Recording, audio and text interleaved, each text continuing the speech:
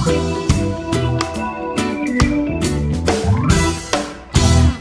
guys, so here we are. Like I said earlier this year, I want to start making videos where we go into tournament recaps and talk about just various options that or decisions that we made throughout the day to end up doing what we did during the tournament. Well, unfortunately, as you saw earlier in this video, I blew my motor right at takeoff, or not takeoff, but as soon as I put it in the water, got on plane, it just quit on our way to takeoff. And unfortunately, it lasted long enough to get halfway to where I wanted to go, which is where these guys ended up going. And they ended up coming away with the 12th place finish in the Anglers in Action with almost 130 or plus boats. And it was a good turnout for them. I unfortunately broke down right around Papa Chubby's, which is, well, the Tantera area, which is just chocolate milk. We didn't have a chance at all. The fish were there, but you just couldn't get them to bite because it was just trash. But anyways, these guys came down Friday. And where did you guys start out Friday practicing? Well, we put in a Hurricane Deck Bridge, and we wanted to go to Niagara. It was a little bit of chocolate mud that we heard, but we heard the water temperature was pretty high. We went in there. It was full of shad. Water temp was about 53 average. It was after 2 o'clock when we put in, so the sun been beating in on it for a while. And man, we couldn't get anything happen. So we left there to try to find some cleaner water, cleaner stained water, and we went up between the 30-mile marker and Lighthouse. What is it? Porter's Bend? Portermill Bend. Portermill Bend, if you don't know what a lighthouse is. In between there, we went in the backs of a couple coves, and we found some good, cleaner water. And it was about 4 o'clock. I got my first bite on a Cellar-bait A-rig over a shallow brush pile, about a 17-inch keeper. Then we went right across from that bank, and it was a secondary point, but it had full sun on it, and all day. So I casted back up in there with an A-rig, got bit, didn't connect, and got bit one more time a couple casts later, and we were like, well, we found it, and we left. We left about 4:45, so it's tournament day. So you left the fish there because you knew they were there. There's no once you find fish this time of year, there's really no reason to beat them practicing. You know, you catch one, you catch two, boom, you're done. You know you got the spot where there's fish, especially when the entire lake is completely muddied up. If you find that clean water, you know, versus going down to the dam, which, you know, we were talking about, you know, I was considering doing that, but when I put in Friday night after I got off work, I went in the Gravois and saw it was chocolate milk. And then as you got closer to the Osage, it cleared up, but the big thing is, a majority of these anglers that are leaving these big tournaments, they're going to the dam, and it literally becomes take a number, wait your turn, which isn't a big deal if you're throwing the right bait or you know exactly what they're doing. But by going upriver, you fish an unpressured fish. It was unpressured fish. I mean, the dam's been beat up since it's for a while because that was the only thing that was unfrozen. Where we were, it's been about a week, 2 weeks that had just been thawed out that you can actually fish it. So it was a little bit less pressure than everyone up there. But they were catching fish up by the dam too, but we wanted to do something different. Yep. Now, did you find any wind up there on Friday, or was it pretty calm out there? So you had the wind blowing out of the southwest. We had the wind blowing on the south. You know, it was all perfect conditions basically. You know, wind blowing out of the south, hitting the north side bank that was full of sun. You know, it's early spring. Those fish, they're moving off of their winter patterns, and that's their first connection is those secondary points, and we just found them. We didn't know how many I was there, so we gambled, and we went there on tournament day. Tournament morning, we went there. So tournament day, obviously it was a nice day again. The sun was out, same conditions, wind out of the southwest, and you guys made the wrong way up there. I unfortunately broke down halfway there, and you guys made it up there. How long did it take for you to catch your first fish? You know, when we got there, it was within 20 minutes. About 20-30 minutes, I hooked up on a jerkbait, and on the secondary point where I did catch my previous fish the night before, and that was it. That made us stay there. We said, okay, they're still here. They're a little bit deeper. They were pushed back because the water temperature hit about 43, and Friday when we were there it was about 47. Which Friday was later in the day. Later in the day. Being early, the water cooled off. Those fish usually pull down just a little bit until the sun comes They up. backed off the shallow bank. They backed off, so we backed off, and I connected on one. We came back around, and I caught another one about 3.5 on a jerkbait too.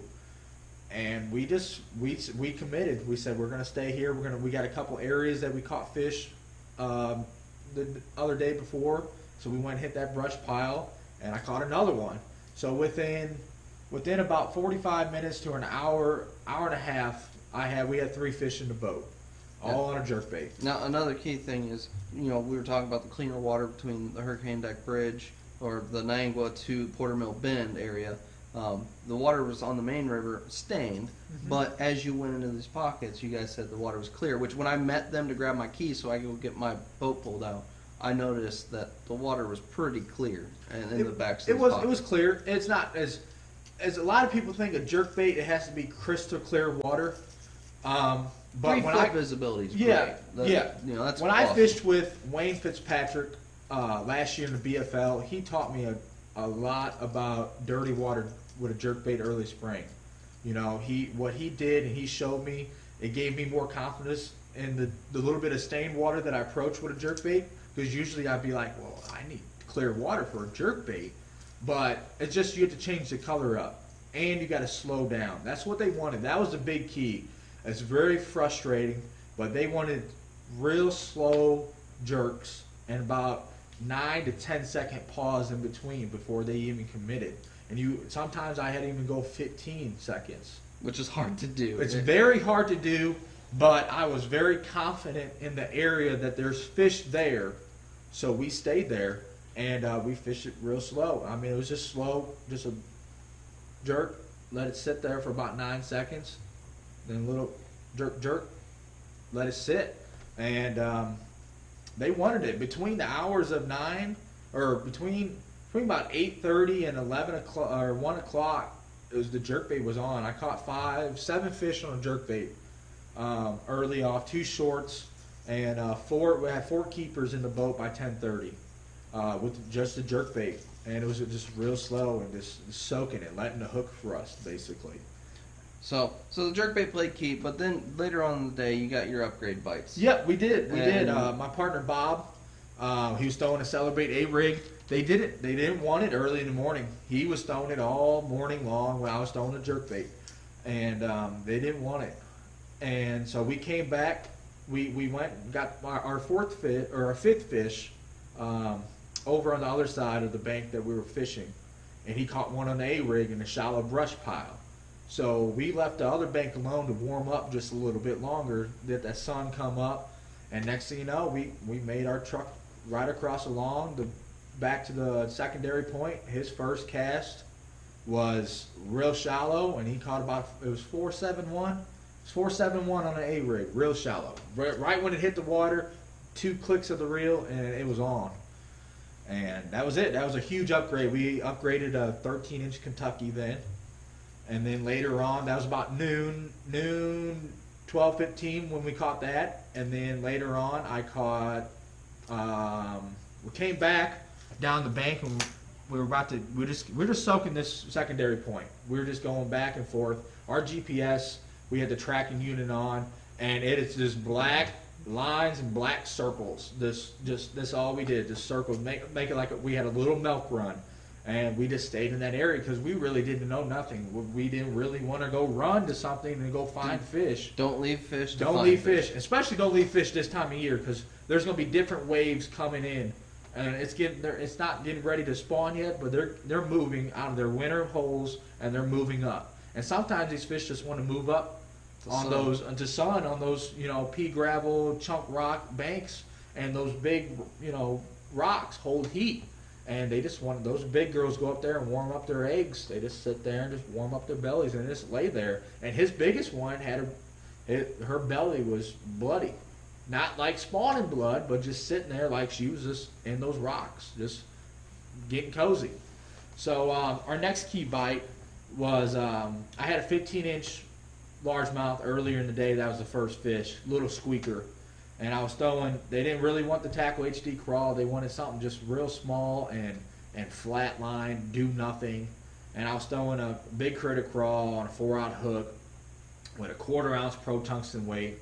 And I flipped it up shallow, and I caught a 3.5 Kentuck. And that was our next call. Which is a good Kentucky to catch. It was. And that Kentucky, I mean, it ate it. I mean, there was no question about it. You know, that I felt a couple ticks of the chunk rock, and then it was slammed. That Kentucky slammed it. Usually, what they do is Kentucky's are mean, and that was that right there. We upgraded us from 13 to 15, a little over 15 pounds.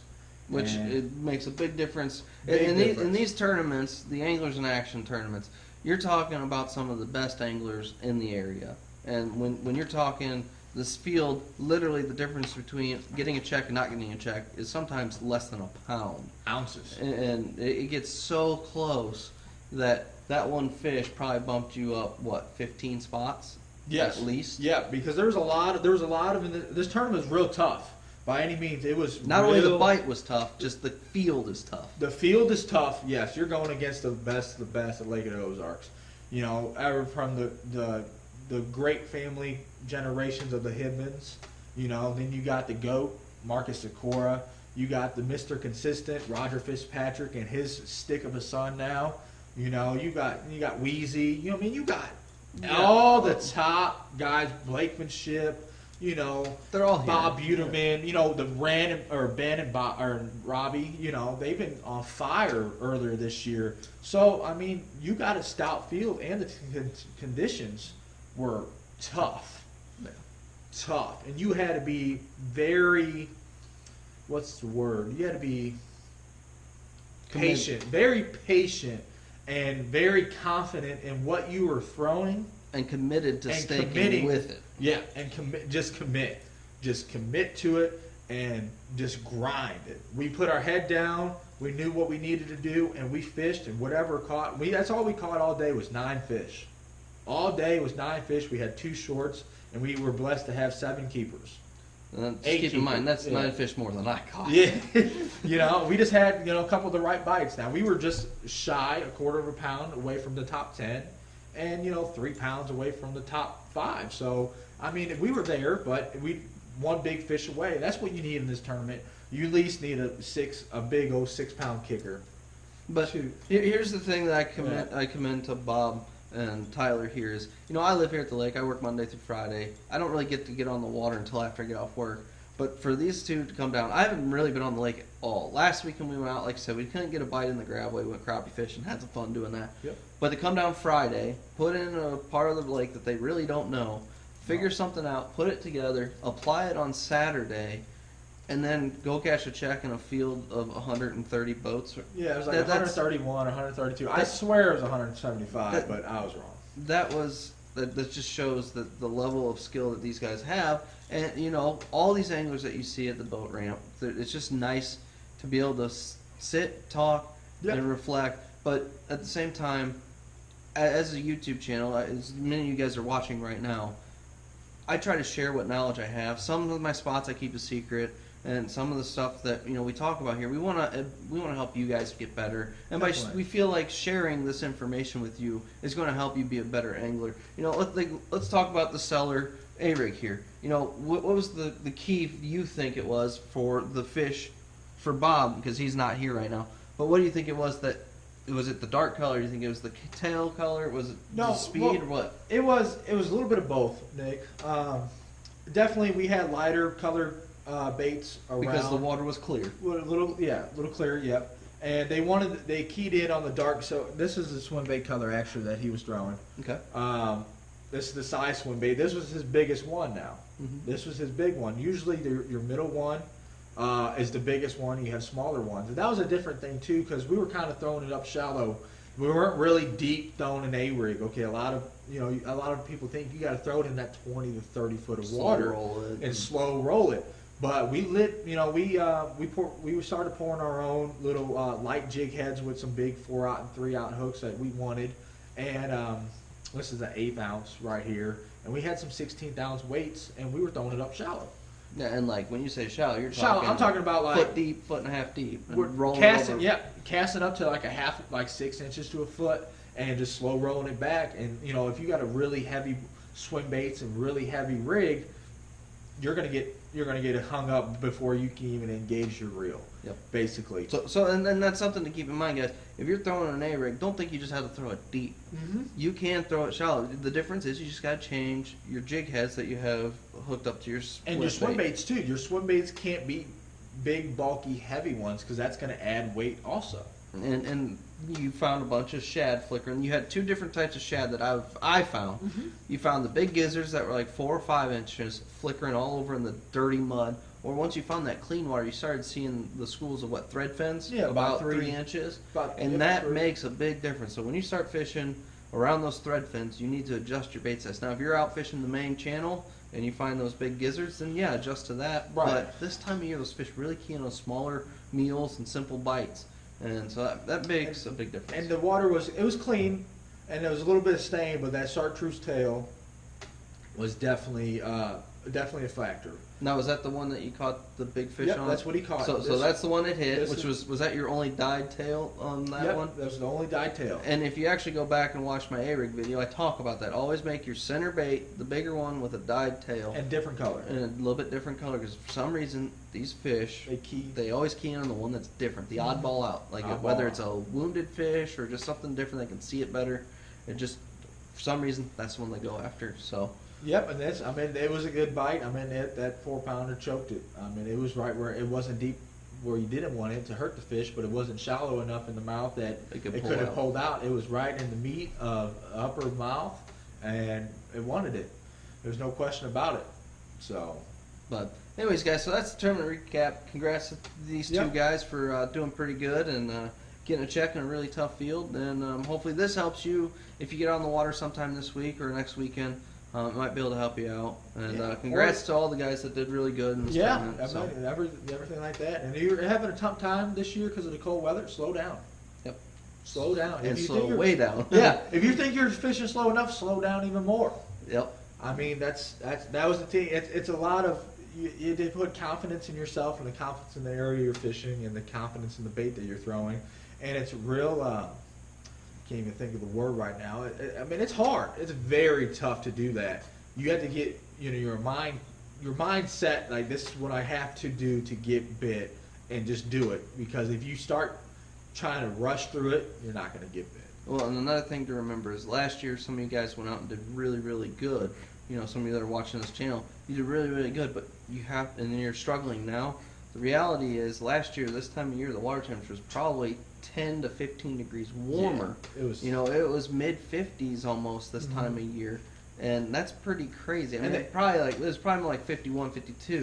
Yeah. And there wasn't a. The A rig was a big key last year. It's not as big as it is right now. You're catching a lot of fish on it. Don't get me wrong, but it wasn't as what it was last year because I think 20 was 20 pounds or plus. Oh my God. Last year you couldn't get it if 21 pounds didn't even get you a check. Yeah, I had 1894 in the first tournament, which was about this time of year. Yep. And I had 24th place. And that's how big of a difference the A-rig will play in these tournaments when that bite is on. The water was clear then, the water was warm, and those fish were chasing shad like crazy. Yeah, and they didn't. And then like this year, the jerk bait's a little bit more pronounced because they had a shad kill this year. Cold water. Yep, the lake froze over this year and didn't last year. We had a really warm winter last year. So. But anyways, that's the tournament recap for the Anglers in Action, first tournament of the year. So, anyways, congrats to you guys. Yeah, appreciate it. Hopefully the boat gets fixed for the next one in a couple weekends. Well, yeah, we'll see. We'll maybe get it fixed and might be back on the water this weekend. So we'll get at it. But you guys have an awesome day, and I'll see you next time on the water. Yeah, see you.